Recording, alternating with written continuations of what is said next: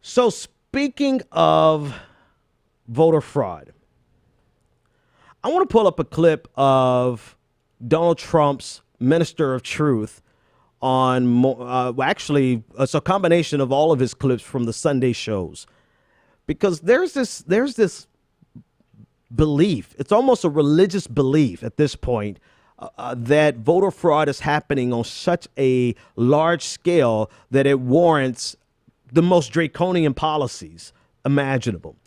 And I don't want to only want to talk about the substance of the claim and the lie and the falsehood of the lie that he gave over and over again on yesterday, but I actually want to talk about the individual, because you can't possibly watch or listen to this clip without identifying that this guy, Stephen Miller, has some serious problems. And because he's such a high-ranking official, or he's so close to Trump, it's probably more accurate, it's a problem that all of us now have. Let's listen to this clip. It's a little long, but let's listen. Do you feel like you and your staff there that you're in control of events at the White House? I think to say that we're in control would be a substantial understatement. We have equal branches of government in this country. The judiciary is not supreme. There's no such thing as judicial supremacy. What the judges did, both at the ninth and at the district level, was to take power for themselves that belonged squarely in the hands of the President of the United States. Stephen, the three judges say you're flat wrong. No, the three judges made a broad, overreaching statement. This is an ideological disagreement between those who believe we should have borders and should have controls, and those who believe there should be no borders and no controls. This is a judicial usurpation of power. The end result of this, though, is that our opponents, the media, and the whole world will soon see, as we begin to take further actions, that the powers of the president to protect our country are very substantial and will not be questioned. And the bottom line is the president's powers in this area represent the apex of executive authority. We will have unquestioned military strength beyond anything anybody can imagine. We have a president who has done more in 3 weeks than most presidents have done in an entire administration. Saying that we stand with our ally, having the two men appear on camera worldwide to all of planet Earth, was a statement that will be understood very well by North Korea. All of planet I'm not Earth. going to make a comment on that. I don't have any information on it. I do want to say that Sean Spicer, as always, is 100% correct, and that what he said is true and important, and I agree with it. So then you are making a comment on it. I'm not going to make any new comment. It is a fact, and you will not deny it. Well, I won't. There are massive numbers of non-citizens in this country who are registered to vote. That is a scandal. We should stop the presses. That's the story we should be talking about. And I'm prepared to go on any show, anywhere, anytime, and repeat it and say the President of the United States is correct 100%. Bruh, this dude has issues. Like, he has, like, very deep-seated issues. The mashup that you just watched was a segment from Morning Joe, and even Morning Joe and Mika Brzezinski, like, they, you know, not that they're the measuring bar, but this guy, Stephen Miller, who is an assistant to the president, who has the ear of the president, and who has the unwavering support of the president, has some deep emotional issues, as well as ideological issues, philosophical and political issues, because the president of the United States is not above reproach. He is not unquestionable. That's not how our government works. It's not how any of this works. In fact, everything that he said there was almost 100% wrong. Not only in terms of the context, not only politically and ideologically, but it was also wrong substantively. He outright lied in several components, several segments, and we're getting to this weird place where I'm sorry, not getting to. We have arrived. We have fully arrived in this place where truth does not matter. Verifiable truth. We're not talking about these lofty philosophical truths where maybe it's half full, maybe it's half empty. No, we're talking about really tangible, practical truths that you can count, on one hand. We're getting to the point where that doesn't matter because they say it so confidently and they say it with so much arrogance, and they have a devoted following of sycophants who believe them no matter what. So, of course, it's easy for Stephen Miller to get away with this because he has hundreds of thousands, if not millions, of right-leaning conservative Tea Partiers, idiots, because that's all you can call them at this point. when he has the support of a large swath of America who believes these lies. They believe it like a religion. They believe this more than they believe in Jesus. They believe voter fraud is, they believe people are busing illegal immigrants from precinct to precinct. And this is how Donald Trump justifies losing New Hampshire. Before I go any further about Stephen Miller, his background, who he is, and his problems, I want you to understand that these people are coming out pandering to the ego of Donald Trump. This isn't about this. This has nothing to do with actual voter fraud or what's really their election fraud. It has everything to do with Donald Trump can't imagine that he actually lost. Not only imagine, he can't accept the fact that he lost the popular vote. So he's willing to spread propaganda and outright lies, which will result in actual policies that will lead to the suppression of the vote, particularly of minorities. He's willing to do this and to send out his minister of truth, it was Sean Spicer, but I guess Sean Spicer got to the point where he couldn't keep telling this lie, so he brought out Junior, Stephen Miller, and so he rolls these people out to start these national conversations, to create the feedback loop, to create the self-fulfilling prophecy. And not even the self-fulfilling prophecy, is straight out a feedback loop where they say something, the people believe it, and because the people believe it, they continue to say it. All because of Donald Trump's ego. He can't believe that he lost New Hampshire. He can't believe that he can't accept. He can't allow it to exist in the atmosphere that he lost the popular vote.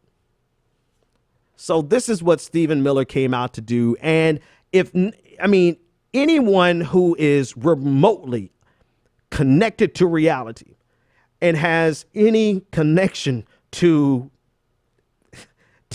what the world actually could be and what the world has been at previous times, you see this approach. You see this bulldogged approach where they're trying to steamroll their arrogance and their propaganda and their lies. They're trying to make it truth by force. And they're trying to intimidate people. And Junior, I keep calling him Junior because he's legit. He's like 31 years old. You know, he doesn't realize that he stepped into a grown man's game. There's nobody, he's not impressing anybody but the people who already believed him.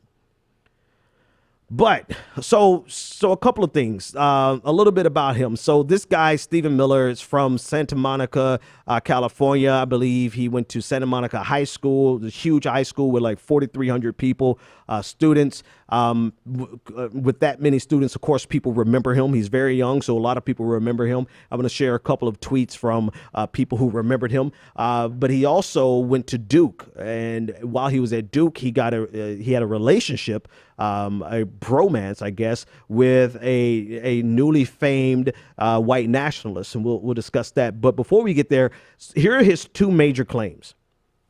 His two major claims in this nice little mashup that we just watched were that 14% of non-citizens, and this is what he said in the full statement. He said, quote, "A study shows that 14% of non-citizens, according to academic research, at a minimum are registered to vote, which is an astonishing statistic." Now, this is his claim, and this was quickly debunked by a guy named Rex Hupke in the Chicago Times. And this claim that he has is based on research, but the researchers themselves say that these are numbers that the right and the Republican Party in America have intentionally used to forward their agenda. And actually from the Chicago Times, it reads, it says, quote, "The researcher in the study that Miller cites actually stated that on the right, there has been a tendency to misread our results as proof of massive voter fraud, which in their eyes, they don't believe exists." The researcher that this guy quotes to try to make us have this overwhelming fear that 14% of non-citizens are voting. In actuality, they're saying that 14% of non-citizens are registered to vote, but the people who did the research themselves concluded that they are not voting, that it is not actual voter fraud. And it could be compared to the case that we just got through talking about of the individual from Texas who was registered to vote, kept trying to register to vote as a resident, as a legal resident, but not yet a citizen. Either way it goes, they are not actually voting.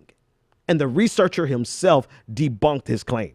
The second claim that Stephen Miller put out, he said that people are busing voters from neighborhood to neighborhood, from neighboring states into New Hampshire, and that's why Trump lost. And it's also why Kelly Ayotte, who was running for state office in New Hampshire, that's why she lost. He said that, quote, there's a very real, very serious problem. And I want to pull up a tweet here because I want to pull up a tweet from an individual who actually works in the system there in New Hampshire, a Republican, Tom Rath, the former Republican Attorney General of New Hampshire. This is what he said. He said, let me be unequivocal as possible. Allegations of voter fraud in New Hampshire are baseless, without any merit, and it's shameful to spread these fantasies. But we knew that already. I didn't have to actually go over that because we all know, if you've been paying attention, that between 2000 and 2014, over 1 billion ballots were counted and checked and cast. And out of all of those instances, out of 1 billion ballots, they found 31 or 35 instances of voter fraud. You stand a greater chance of getting struck by lightning. You have a better chance of crashing in an airplane. I don't know why I just use that as an example, as much as I hate flying, but you have a better chance than you would finding examples of voter fraud, especially large scale. We're talking about millions. They're saying up to 3 million people voted illegally and nobody noticed. And so because nobody noticed, here comes Donald Trump and his Ministry of Truth to find out what's happening.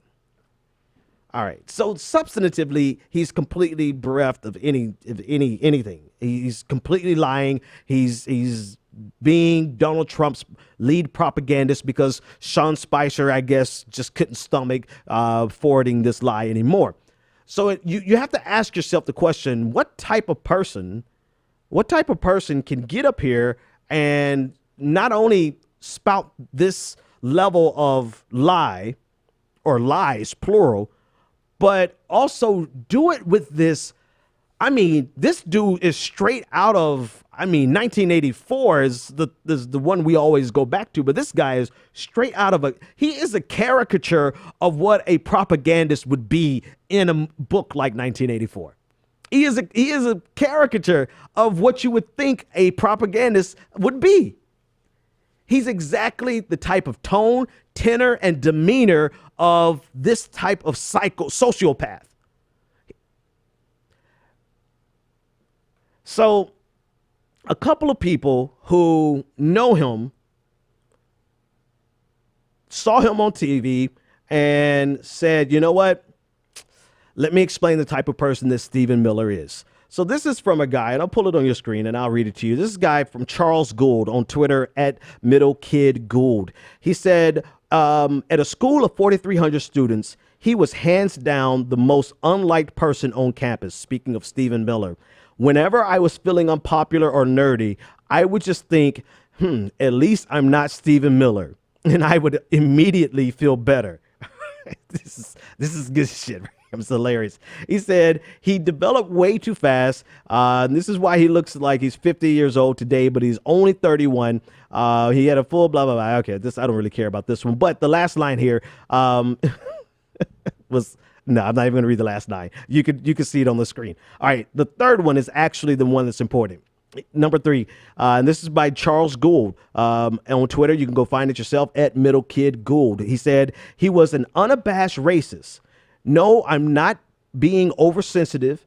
And no, I'm not using the R word here where it doesn't apply. In private conversations, he was constantly making disparaging remarks about the African American, Latino, and Asian students at our school. All right. The last one. This is the one. If you want to know who Stephen Miller and the rest of them are, this is the one.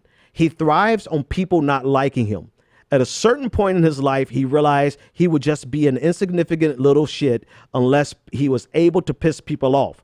While giving a speech on why while giving a speech on why he should be the school's president, he was booed off stage by 4,300 people when he said, "Why do we have to clean up after ourselves when we pay janitors to do that?" I saw him later that day, and he talked about how well he thought the speech had gone. Yeah, this is the type of mentality. This is the only reason, and I really argued with myself. I said, do I want to read this guy's, high school recollection of Stephen Miller? Do I really want to read that, or is it just, kind of, TMZ shit?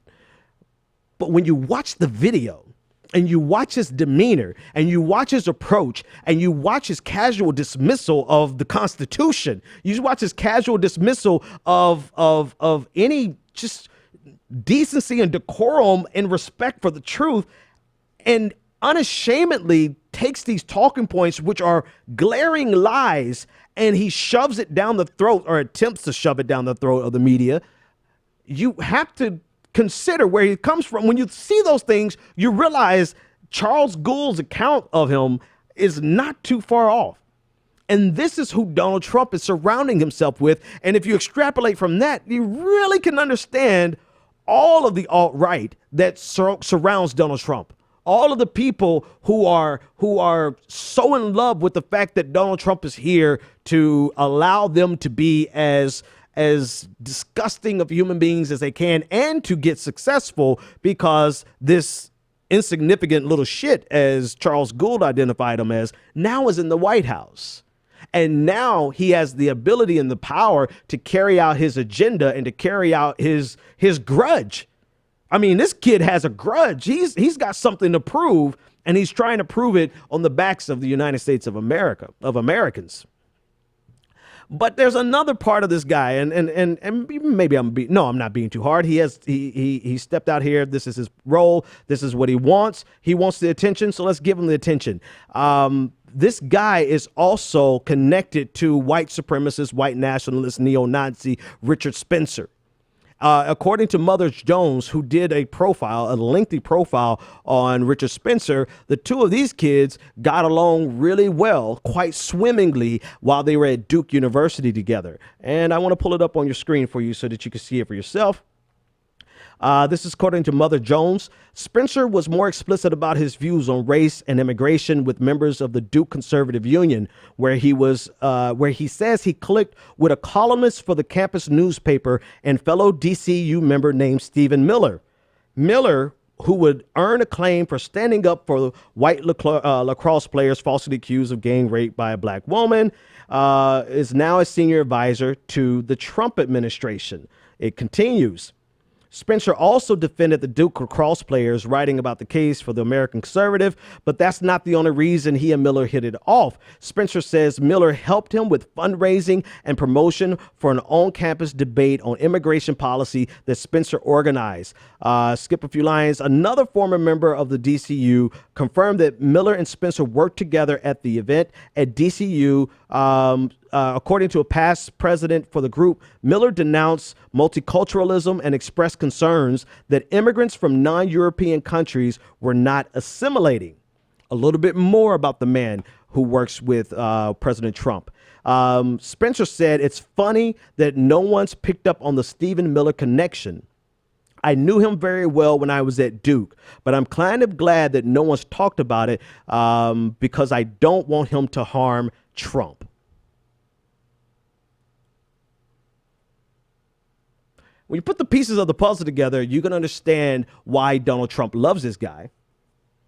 Loves him so much that, he sent out, of course, Donald Trump sent out a tweet supporting him, saying, "Congratulations, Stephen Miller, on representing me this morning on the various Sunday morning shows. Great job." Donald Trump has surrounded himself with fellow men children. people who have been, you know, who were the losers on their campus, in their school, people who only found, the only way they found to survive the fact that they were losers was by intentionally being the person that everyone hated, by getting a kick out of it. And this is exactly what the alt-right community is. This is exactly what 4chan is about. It's about people who are losers for whatever reason. I mean, everyone can't be, but finding a community amongst themselves and getting joy out of being the hated. And that's fine. That's the psychological profile of them. Put that aside. Now this cat is in the White House, and he has no qualm whatsoever with pandering lies, peddling lies, and forwarding propaganda. That's Stephen Miller, the Minister of Truth, America's Minister of Truth.